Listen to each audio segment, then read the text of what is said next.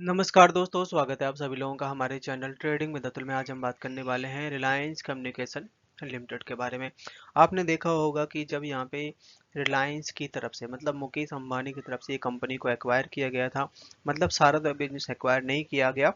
काफ़ी हद तक जो टेलीकॉम सेक्टर से रिलेटेड जो इनके पास एसेट्स थे उसको एक्वायर कर लिया गया था। उसके बाद शेयर में बहुत अच्छी रैली बनती हुई देखी जा रही थी, बट यहाँ पे सेबी बार बार उसमें रिस्ट्रिक्शन लगा रहा था इनकी ट्रेडिंग में।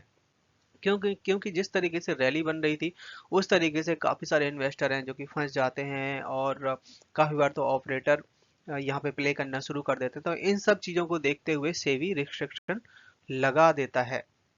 इसी तरीके का रवैया है जो कि इस समय दिखाई दे रहा है, और शेयर है जो कि एक महीने के अंदर 100% तक की रिकवरी दिखा चुका है, मतलब 1.1 से लेकर ₹2.5 के तक पहुंच चुका है। बट यहाँ पे लोगों के अकाउंट से शेयर नहीं दिखाई दे रहे, शेयर ऑलमोस्ट गायब हो चुके हैं। अब यहाँ पे बारी निकल के आती है कि कल है मंडे, तो क्या मंडे के दिन यहाँ पे ओपन होगा मार्केट में, ये ट्रेडिंग स्टार्ट होगी या नहीं, या लोगों के अकाउंट में शेयर कब वापस आएंगे। क्योंकि गाइज इसी तरीके का यहाँ पे एनसीएलटी की तरफ से अप्रूवल मिला है। ये अपने रिटेल, ये अपने रियल एस्टेट के जो बिजनेस है उसको बेचने की बात कर रहे हैं, जिसमें बहुत सारी बिड बुलाई गई हैं। और हो सकता है कि यहाँ पे इनका जो लोन चल रहा है, यहाँ पे जो दिक्कत है वो सॉल्व होती ठीक हो जाए। तो चलिए गाइज शुरू करते हैं हम अपना वीडियो। साथ ही अगर आप लोगों को हमारे वीडियो के माध्यम से थोड़ी सी भी हेल्प हो रही हो तो प्लीज आप हमारे चैनल को सब्सक्राइब जरूर करें।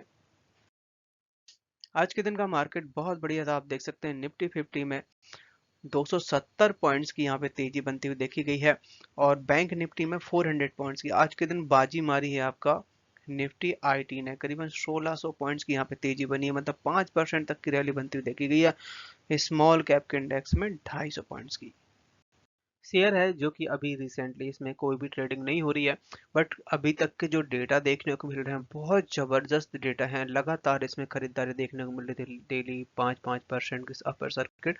आप देख सकते हैं 2 करोड़ का वॉल्यूम दिखाई दिया था। क्या है गाइस कि अभी तक जिस तरीके से टेलीकॉम सेक्टर एक तरीके से डाउन चल रहा है, ज़्यादा अच्छी परफॉर्मेंस नहीं दिखाई दे रही है कुछ कंपनी को देख के। तो इस बार का जो बजट है, बजट बहुत अच्छा रह सकता है 5G से रिलेटेड, और यहाँ पे बड़ी अनाउंसमेंट आ सकती है खासकर टेलीकॉम सेक्टर के लिए। तो जितनी भी कंपनियां हैं उनके लिए गेम चेंजर साबित हो सकता है।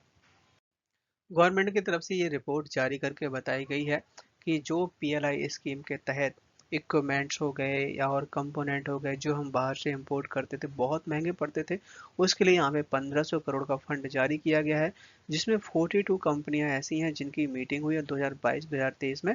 इनका टारगेट अचीव हुआ। इसके अलावा यहाँ पे आप कुछ फ्रेश एप्लीकेशन आते हुए देखे जा रहे हैं, जिसमें गवर्नमेंट सपोर्ट करेगी कि अपने इंडिया में ही ऐसे प्लांट लगाए जाएं, और यहाँ पे प्रमोट किया जाए खासकर अपने टेलीकॉम सेक्टर को।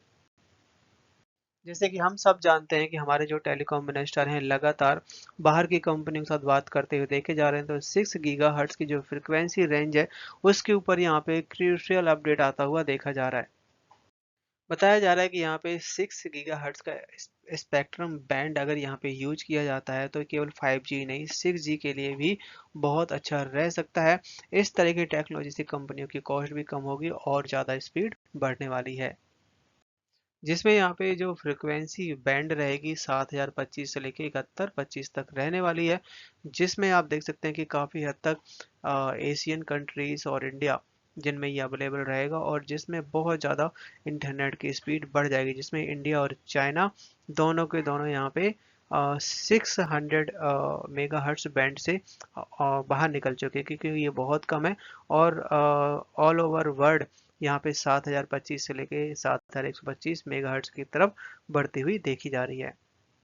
ये जो सारी दिक्कत, या हम दिक्कत ना कह के, ये कंपनी के लिए तो बढ़िया है जो एनसीएलटी से अप्रूवल आया है इनके एसेट्स को, शेयर्स को बेचने के लिए, जिससे क्या होगा, कंपनी की वैल्यू अनलॉक होगी, शेयर के प्राइस भी बढ़ेंगे, तो सबको फायदा है।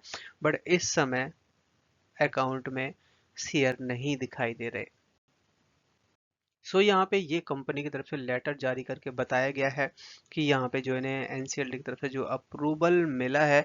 और अभी तक क्या था, अभी तक जो इरेक्सन कंपनी थी और रिलायंस कम्युनिकेशन दोनों के बीच में कुछ दिक्कत चल रही थी, तो जिसकी वजह से यहाँ पे कोर्ट का डिसीजन आ गया है रिलायंस कम्युनिकेशन के लिए कि आप अपने एसेट्स को बेच सकते हैं। सो यहाँ पे आप देख सकते हैं कि ये 2022 से लेके 7 दिसंबर 2023 के बीच का मैटर है, जिसमें कोर्ट ने यहाँ पे डिसीजन दे दिया। और यहाँ पे भी आप देख सकते हैं कि इरेक्सन इंडिया प्राइवेट लिमिटेड और आरकॉम के बीच में जो दिक्कत चल रही थी, तो यहाँ पे कोर्ट का अप्रूवल मिल गया है।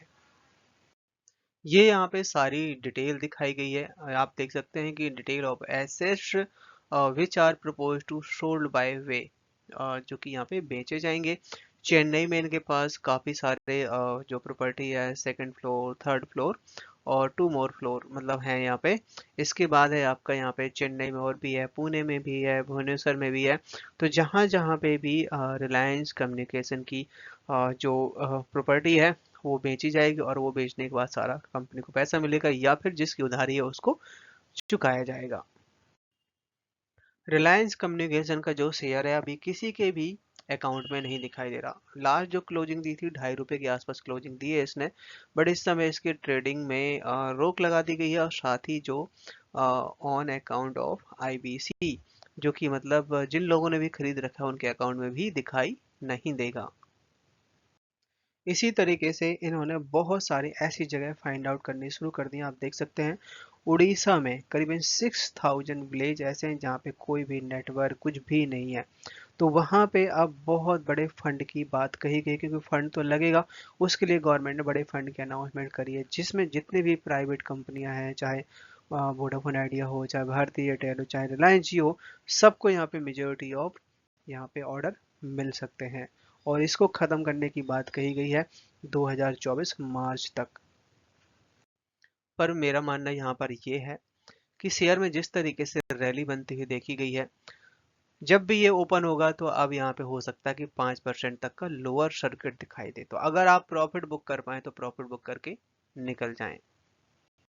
चार्ट में नजर डाली जाए तो यहाँ पे आप देख सकते हैं शेयर है जो कि 1.8 से बढ़ के सीधा यहाँ पे ₹2 के ऊपर निकला है। लगभग लगभग 50% तक की रैली देखने को मिल चुकी है अभी तक। यहाँ पे अगर होल्डिंग की बात करी जाए FII के बारे में, तो सेम होल्डिंग बना रखी है 0.15 से लेके 0.14, मतलब मामूली से कम हुई है, ज़्यादा नहीं।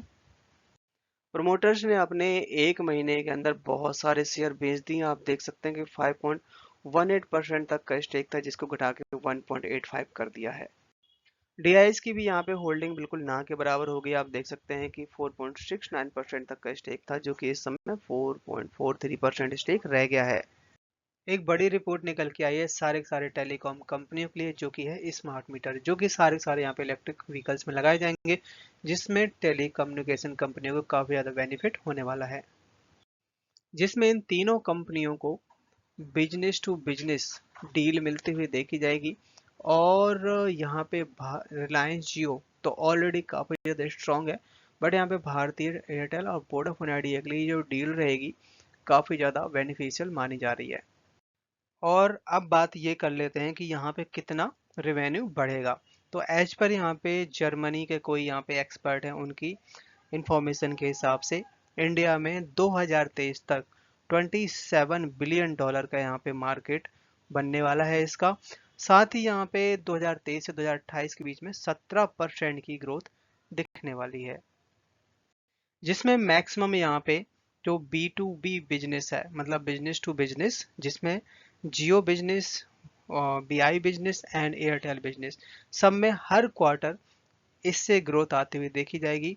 और यहाँ पे each telecommunication is bullish about enterprises business growth, जो कि गाइस ये जो बिजनेस है सारे के सारे यहाँ पे टेलीकॉम कंपनियां बुलिश बनी हुई हैं, जिससे गाइस यहाँ पे house in cloud, cyber security and other digital solution, इन सब की के लिए इन तीनों की कंपनियों की जरूरत पड़ने वाली है।